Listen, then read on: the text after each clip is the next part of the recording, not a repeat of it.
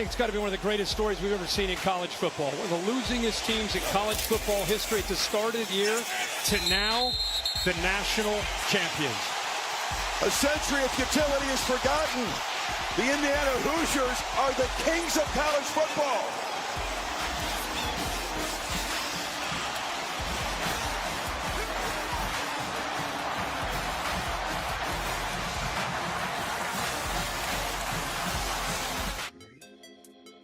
Man, Indiana ended up winning that last night. College football champions. Indiana, we already know, is not a football school. People don't know them for winning in football.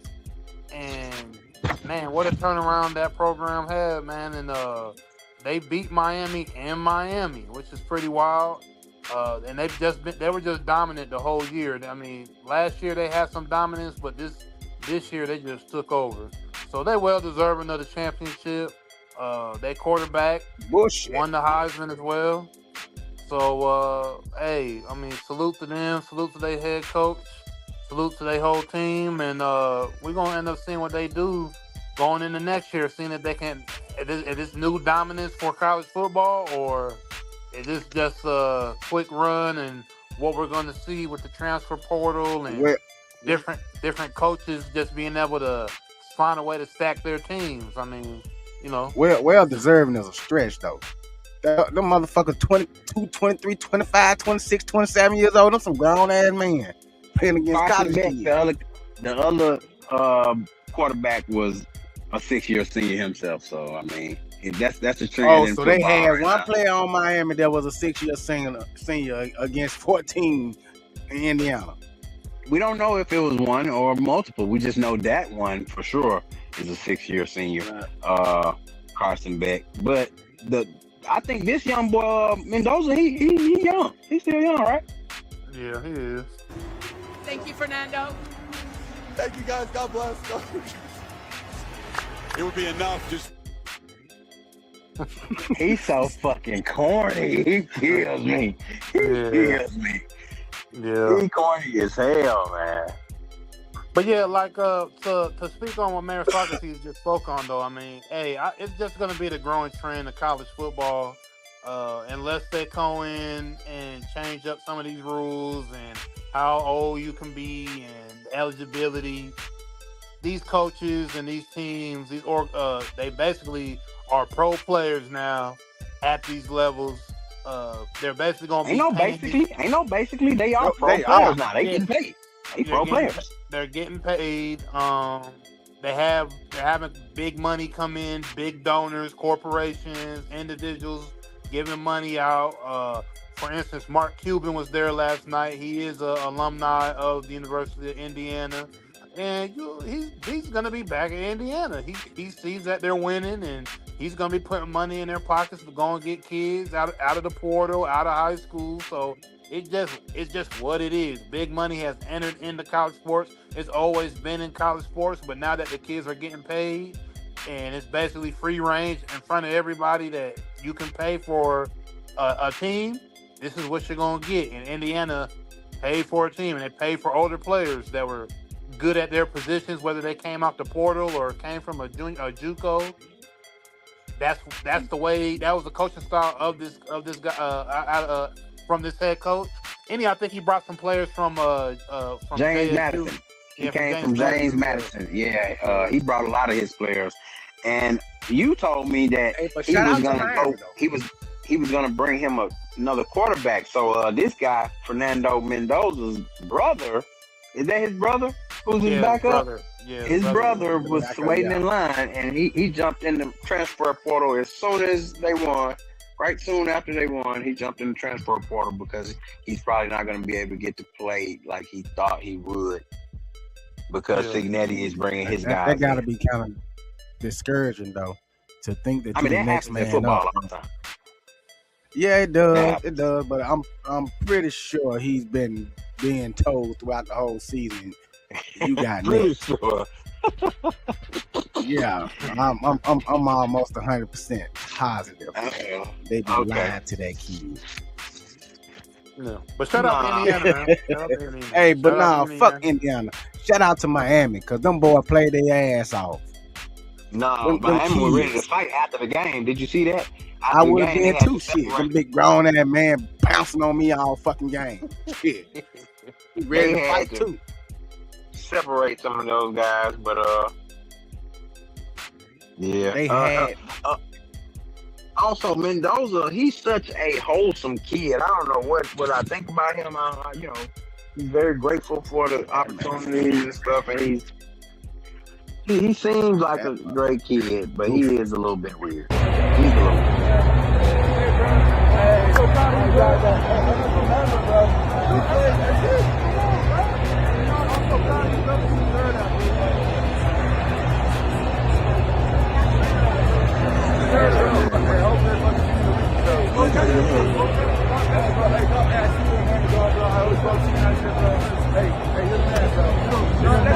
Hey, I'm gonna try to get your number.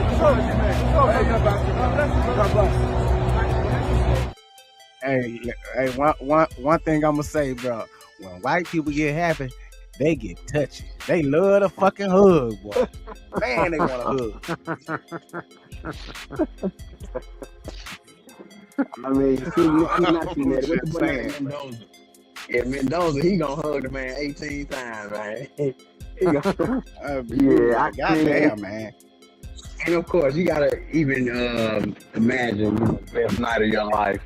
You just beat your ass. One more. You trained all your life for this moment, and he was happy. But yeah, congratulations. We glossing over the fact that Carson Beck, he did. They said Carson Beck was doing good all the way up until he went over and talked to Ray Lewis on the sideline, and right after that, he threw the interception to end his college career. Oh, so what you trying to say? Ray Lewis put that bug in his ear, you lose this motherfucking game, or it's gonna be a problem. Well, they said that he did the same thing in the game prior. That he went and said something to Carson Beck, and then he came down and won the game. So I guess Ray Lewis felt like he needed to go and do that again. But, okay. See, I didn't know that. Should have left him the fuck alone. Yeah, he coming over there with that looking like a 1950s NFL coach, whatever he was wearing with that top hat on. With your motherfucking pep talk and shit. He had shook that boy up. He went out there and threw that motherfucking interception. No, you just said he grown ass man. That nigga ain't 26 years old. That man ain't 6 years senior. Like, you just said it. Yeah. I ain't talking about on the Miami side though. Oh. Well, shout out to them boys though, man. Congratulations to Indiana. Y'all deserve it. It was well deserved. Them boys 16-0. Miami was a 13-3 team, and they put up a fight. So shout out to those Miami, kids in Miami. Shout out to them grown men in Indiana. The U is back. There's some grown men at the U too. But I mean, we see one of the teams that's historically that when we grew up in the 90s, they were a powerhouse, Miami, and now we're seeing them return to the picture, the contending for a national championship. And we also got these new teams like Indiana, which we never would have thought would have been in some damn national championship. Seriously. Yeah. So it's a lot of parity going on with college football because of, like you said, we getting paid now. Yeah, let that money flow. So they deserve to be paid. They should have been getting paid. The fucking college was making all that money off those players' backs, man. And them boys were the one that was out there sacrificing their bodies and shit. And y'all and then the coach it was about time he get rich. Yeah. And with all his money, and then go make some more motherfucking money. But the only thing I will say about that is they gotta come up with a better system, because all these players can't keep jumping into these transfer portals getting paid all this money to do this. Now, I'm not mad at the players for doing it, because if they allowing it, so take advantage of it. But they're gonna have to figure something out, or it's just gonna keep on being a fucking disadvantage. Right. It definitely needs to be a cap on the transfer. It needs to be a cap. because are you going to stay somewhere? Like, is there going to be some kind of what happened to red shirt and all that shit? After ain't no more red shirt. After every season or after every bowl game, everybody jump in the portal just to see what's gonna happen, and we'll shake it all out later on because this is a way of life at this point. Everybody's gonna jump in the portal. It don't matter. Fuck loyalty. I'm following the money. Damn, like they truck drivers. Fuck loyalty. I'm following the money. Like it has to be a cap. Like, yeah, they're gonna have to do something.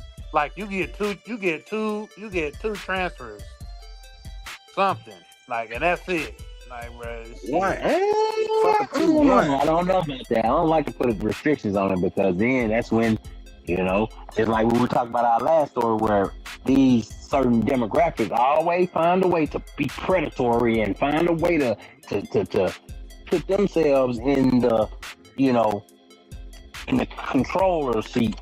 And we'll have a fucking slavery situation where motherfucker getting paid off another motherfucker playing or some shit. It'll be something. So I don't like that idea of like capping or putting restrictions on the players because we don't put no restrictions on these coaches. We don't put no restrictions on these institutions. Do what the fuck they want to do, and then they get a fine and they right back to business as usual. Like I'm saying, like if you're going to come to my school through the transfer portal and I'm finna give you some money, all right, so my stipulation would be this. You're going to sign this contract.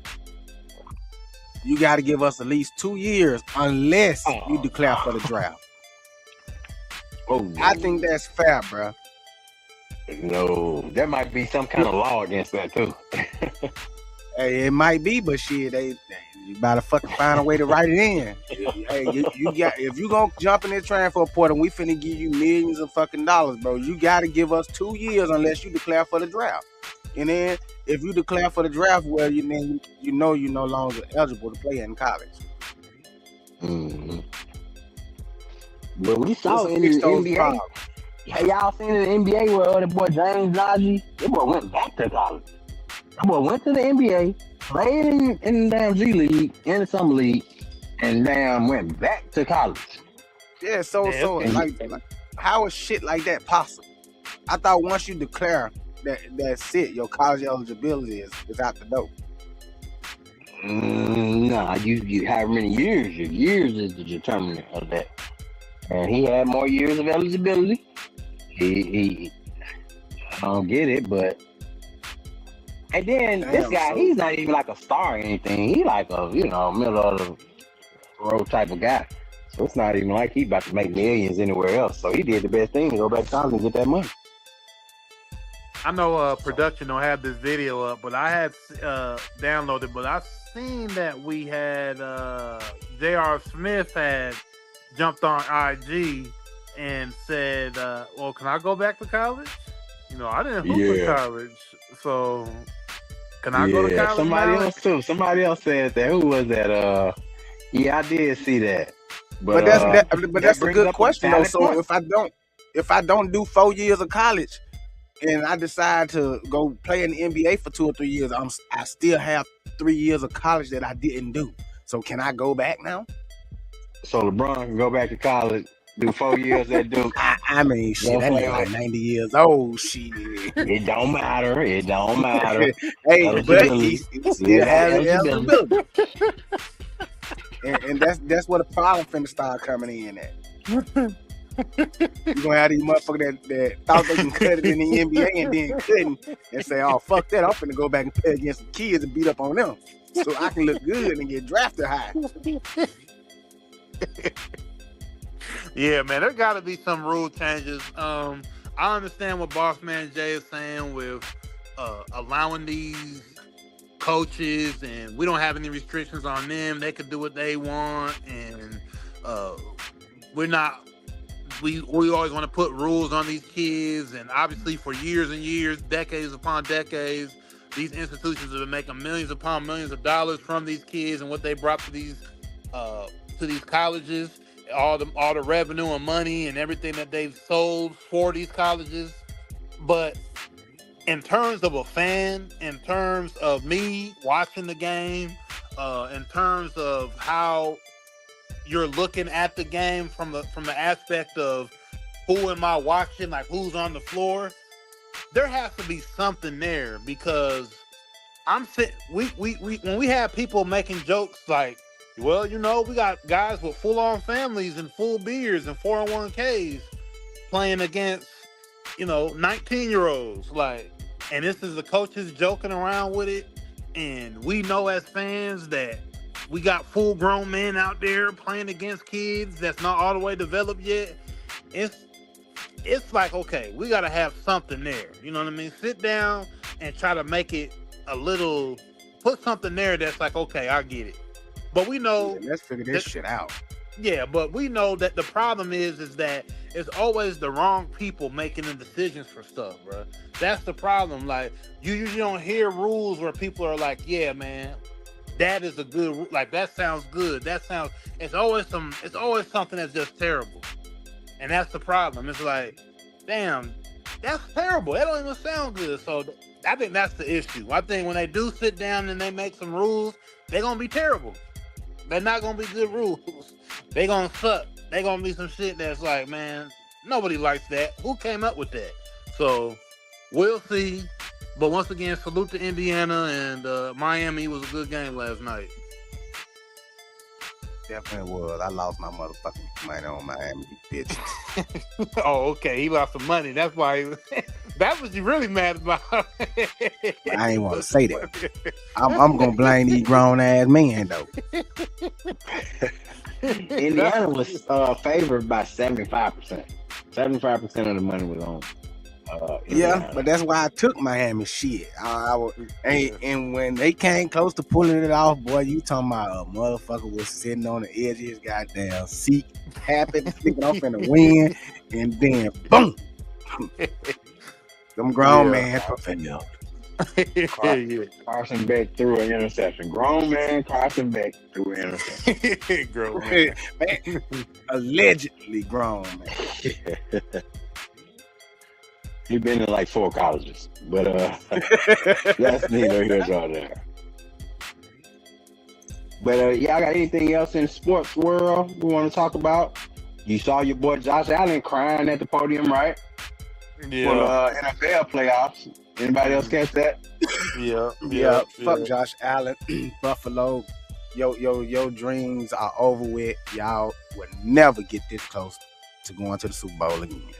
Listen, if the Bills lose, it's because of this riggery. I mean, this was easily a pass interference here, which would have put the Bills right near the goal line and have them score a touchdown. Instead, now we're going into overtime. So if the Bills actually end up losing this game, the fix was 100%, and I'm convinced on that.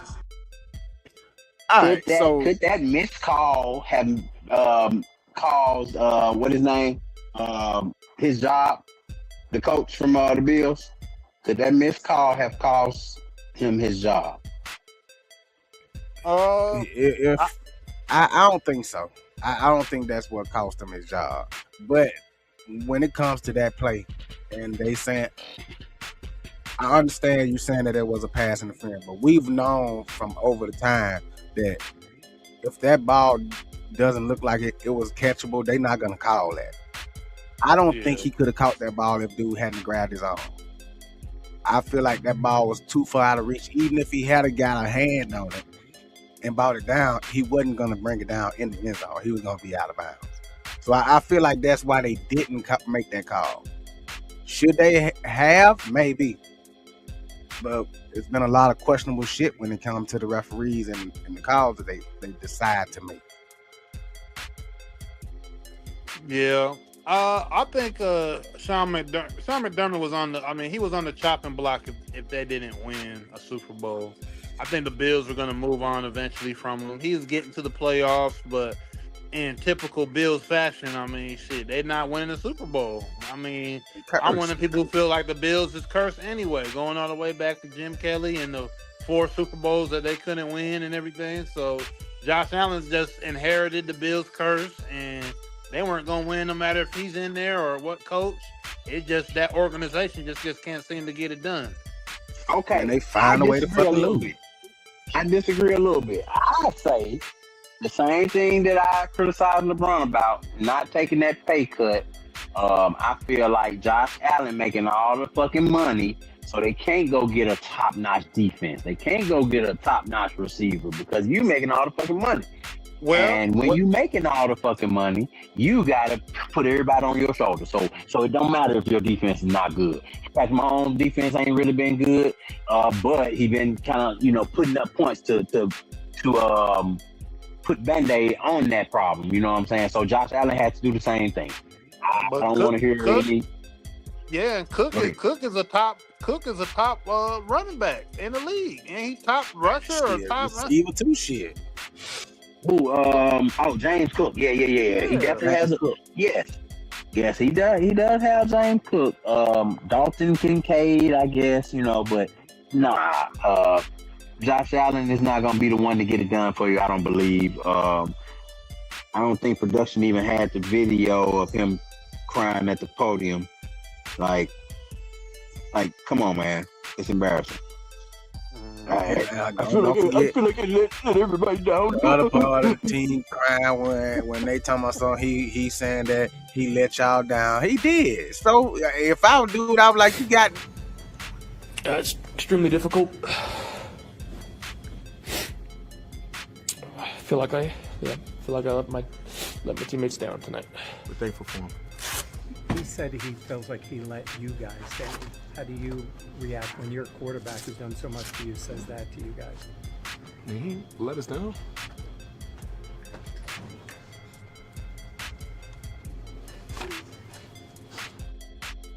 You damn right he let us down. His ass ain't doing nothing out there. He threw 5 interceptions. Of course he let us down. Shit, how we gonna win and the man gonna keep throwing the ball to the other team? Exactly. You sitting here crying. He let us down. He let us down. Yeah, he let y'all down, motherfucker. You know it. That's why you wanted to cry. Because you ain't want to tell the motherfucking truth. Both of y'all big ass stuff. No timeouts.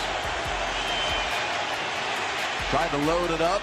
Better head to the sideline if he wants another play. Oh, lost the football. That's why you never do that. It is picked up by the Broncos.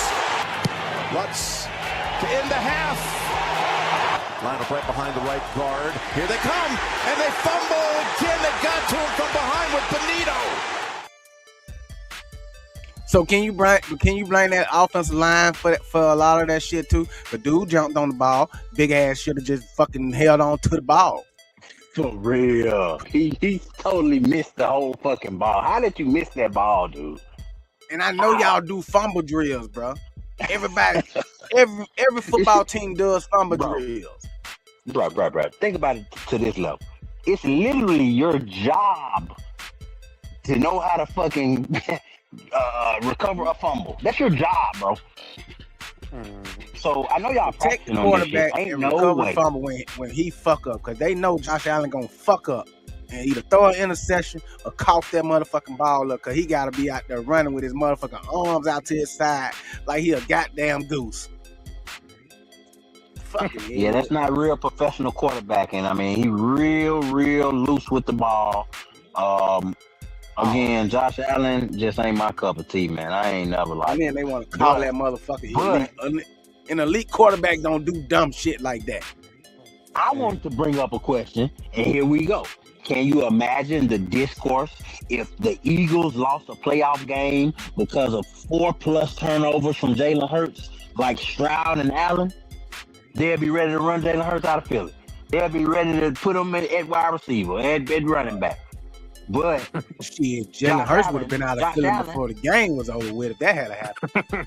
Josh Allen been getting every excuse made for him for years. 4 years, he been getting every excuse made for him. And I want to throw another quarterback in that mix, Justin Herbert. He ain't never did shit. But just because he's like one of these great white hypes or great white hopes, you know what I'm saying?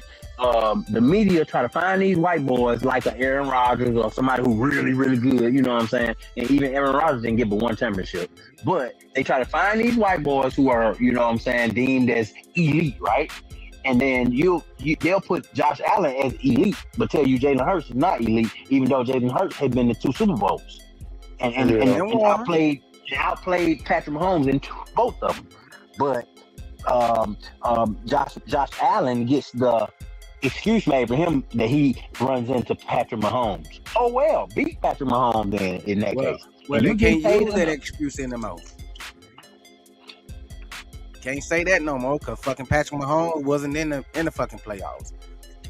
The Ravens wasn't in the playoffs. So what excuse are y'all gonna get this white boy now? And that's what we talked about before this playoff started, because what is the criteria we looking for in these quarterbacks? Because man, we just talk, they talk like Lamar was done after 2 MVPs. Like, you know what I'm saying? Like, come on, bro. We gotta make it make sense. Josh Allen is a great athlete. He's a good quarterback, but he's the James Harden of the playoffs in NFL, right? So he doesn't really perform that well. Top tier game manager. That's what But he doesn't perform well in the clutch moments. In the clutch moments, Josh Allen will do something crazy. And that's just the book on him. It's been the book on him for a while. And I just hate how the media pushes these guys and try to act like they're better than what they are while downgrading these other guys who have shown and proven who they are. You know what I'm saying? So, yeah, I just don't like that part of how the media portrays everything. Yeah. In the NFL, quarterback-wise. Because if Josh Allen is considered an elite quarterback, then goddamn, so is Brock Purdy. Facts. Argument could be made. But nevertheless, we got 4 quarterbacks left in the playoffs. Drake May, Jarrett Stidham, who inherited the Denver defense, and let's see what he gonna do. If that boy can put up 100, if he can put up 200 yards, he might got a shot. But man, that motherfucker might go out there and put up 84 yards. The young versus the old. That's what the Super Bowl gonna come out to. We got Matt Stafford and we got Sam Darnold in the NFC. Man, it's gonna come down to them defenses. It's gonna come down to the defense. Who would have thought? Nobody. Out of all these quarterbacks, that Sam fucking Darnold, a backup, was a backup for 2 teams before he went to Seattle. Now is a starting quarterback in the motherfucking Super Bowl. Well, not in the Super Bowl. On his way, hopefully. On his way to the Super Bowl. I don't see the Rams beating Seattle. That defense is legit. It's legit. They're not playing. And what's up, Cruz Haven? We chilling. Hey, 4 quarterbacks left in the NFL playoffs. Tell me who you got, Cruz. Put it in the comments. Drop it in the comments. I got a shit. Damn, I don't want to do it, but I'm picking Seattle for the Super Bowl, man. Super Bowl winner, Seattle? Yeah, I think they. Damn, Sam Darnold taking them. Sam Darnold getting it done. You think? You think he gonna share that Super Bowl victory with the 49ers? I don't see none of these guys really. I don't really like none of these guys. I guess Matt Stafford could be one, but yeah, I'm gonna say Matt Stafford. That'll be true. If Matt Stafford wins, that's what. Yeah, 2 in the last he's the only one that has Super Bowl experience that's left. I just feel like he's gotten as far as he's gonna get, and he, out of all the quarterbacks that they've been pushing up on the pedestal, he's still one of the ones that's left. I feel like he hasn't made his big mistake yet, and it's coming. I see him throwing 3 interceptions. Yep, I'm calling it 3 interceptions. Who? Matt Stafford. Oh, okay. I think he's finna throw 3 interceptions next game, and this is gonna be his aha moment. I'm not as good as I thought I was, or I'm not as good as they think I am. So I got Seattle and the Patriots. I got the Patriots too. I got the Patriots. The Patriots got an easy walk, man. They got an easy walk to the Super Bowl. But the only reason I'm saying the Patriots though is because Bo Nix is out. and Bo Nix is out. That's what I'm saying. They got that easy walk because Bo Nix is not a elite quarterback, but he can be serviceable. And with that defense, man, Denver been looking good all year. I don't know how many games they won. They the number 1 seed in the AFC, so I know they won over 12 games. But yeah, they've been looking. That defense has been looking like a force. Yeah, them losing Bo Nix at the end of that game that had to be crushing. That had to be a crushing blow. He made a Denver and their fans. He made a crush. Here it is on the way, and the Denver Broncos have won it. Down throw there at the end of the game, showing that he can't handle pressure because I didn't think he could. I mean, we're talking in the group chat. I was like, I don't know if Bo can handle that pressure, man. That's to try to win the game. And he came down the field. He came up in the SEC though. He did play at Auburn. He played in those big games, Auburn, Alabama, Yeah. I know motherfuckers gonna give me flack for this and people gonna talk, but for some reason, man, that kid just reminds me of Tim Tebow. I don't know why. He just reminds me of fucking Tim Tebow. And people can say what they want to say, man, but Tim Tebow was a fucking winner. I don't know why he didn't get the time in the NFL that he should have gotten. I don't know what it was. I honestly think it was because he was a devout Christian. I promise you, I think that was the only reason why motherfuckers didn't want him around. Yeah. Because at that time, they didn't like it. They definitely did not like the fact that he was, like you said, devout. And during that time, it was kind of like frowned on to talk about that type of stuff during. In sports, politics, and church, they kept it out of sports, and he bought into it. Cause I feel like he still should have had a job in the NFL. Boy, Tim Tebow tried to go play tight end. Know his ass and play no damn tight end. Letting them folks tell you what you is. You know what you are. Don't let them folks tell you what you are. Exactly. He should have did just like Lamar now did. No, y'all not gonna tell me what I'm gonna play when I've been playing this position all my fucking life. I'm a quarterback. I ain't a tight end. I'm a quarterback. Yeah. Tebow was even in Denver.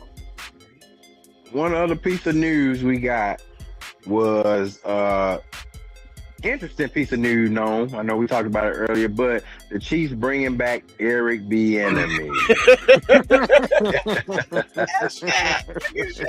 with a picture of Shaq. Man, these white folk crazy, boy.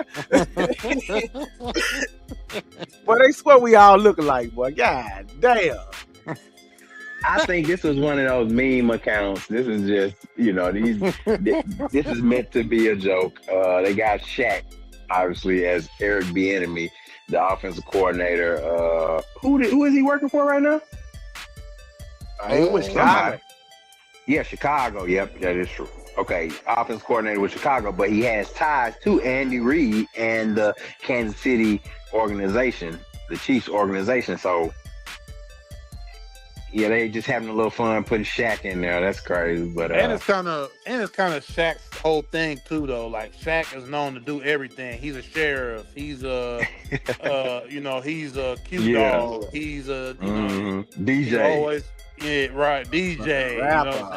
I'm a rapper, right? So like he play a whole bunch of different. He wear a whole bunch of different hats. So him being a head coach and having a lookalike really ain't too far up his alley to see him be a coach in the NFL, a D coordinator, offensive coordinator, or something like. And one other thing about Shaq, if you notice, we haven't really been getting those viral moments from the NBA Live cast. What was that? The TNT cast used to be. Yeah, we haven't been getting those because, again, when Amazon and those big money people come in, bruh, they sucked the soul out of anything that was working before. That was the one thing that was working for TNT, and y'all fucked it up. Yeah, Adam Silver, man, I'm sorry, but I know you're getting that money. I know the players are getting some money now because of all the, getting those crazy contracts, because all the different deals you got with all the different apps and different networks. But let's be real. the main NBA fan does not want to tune in to none of y'all actual in-season games, because y'all got the games on every channel. Ain't nobody got time to be downloading all the different apps, paying all that different money, man. That's not. Fuck no. Nobody about to be doing that, man. Y'all got to get that together. Y'all got to figure that out, because y'all viewership is going to go down in the NFL. The way that the NFL looked this playoff, and the way that college football just looked, the NBA market share for viewership is going to go down. Sorry, because football was top notch this season when it comes to entertainment. They easily got the NBA looking. We talked about that on a different show. How the NBA viewership is way multiple times less than the NFL. The NFL owns America at this point. Every day of the week, viewership, they own it. So the NBA has to do something. They did release the All-Star starters this week, and one notable name was left off. LeBron James. For the first time in 21 years, LeBron James is not an all-star starter. So we got some new blood coming in. Tired of it. No, come on, because I'm glad you said that, because I want to call out some bullshit I see right here. Why the hell is Steph Curry on there then? Steph Curry, Luka is a point guard. Shai Gilgeous-Alexander is a guard as well. Why do you have 3 guards on here? Steph, I'm quite sure Kevin Durant could have been in that spot, small forward. You got quite a few guys who's having a good season in the West. That Steph Curry, and I think that's kind of one of those just legacy, throw-ins. This might be Steph's last one. Steph might be retiring this year, so they had to give it to him. No, he's not retiring this year, but we did just talk about how Jimmy Butler tore his ACL, so Steph's championship window is closing rapidly. You got SGA and the super team in OKC. You got the super alien in San Antonio, and you got a nice team in Houston. So Steph is not looking good. And San Antonio got to stay healthy. Definitely do. But he been balling. The East All-Stars. Anybody we see anything? Do we see anything? We only got one big man in the East. Like, what are we doing here? Yeah, I mean, they pretty much got it right, though. I mean, how is that right? I mean, some people might not like. Who would you take out? Tyrese Maxey in there, but I mean, he be hooping. So. No, Maxey be balling. But I'm just saying, you gotta have a big man. You gotta have big man. I don't know who you take out, but it should be 2 big men. You got 2 big men in the West. It should be 2 big men. Well, now we're gonna make it 4 guards. Cunningham or Jaylen Brown, because you ain't finna take out Brunson. Big shot Brunson. Cade Cunningham been balling this year. I'm just saying the fact that there's no big man on the list. Like, and I know how the NBA is going away from the big man, but bruh, you got big men out here. And that West stacked though. That West is stacked. But now we can get further into basketball after this football stuff get settled out. Well, we can get into basketball now, because I don't give no fuck who wins the Super Bowl. Bitch ass motherfuckers. I ain't watching that bullshit. Who wants to see Seattle in the Super Bowl? Nobody. Who wants to see the Rams in the Super Bowl? Nobody. And don't nobody want to see no motherfucking Broncos or the Patriots back in the Super Bowl, but the motherfucking Patriots fans. Yeah, viewership wise, I don't know. Maybe you probably want LA in there for sure, and then I don't know out of Denver and the Patriots right now. I'd probably say the Patriots just because of they built their fan base what it is through Tom Brady and all that. But Denver got a strong fan base as well. So I don't know who's going to bring you the most viewership in terms of watching the game, but definitely Seattle. If it was Seattle and Denver, I don't think so. So I'd probably say maybe LA and New England is probably going to give you the most viewership. You know, I agree. I don't want to close it out, motherfuckers. Hey man, but appreciate y'all watching. Like, comment, subscribe, share, tell a friend to tell a friend. Choose life.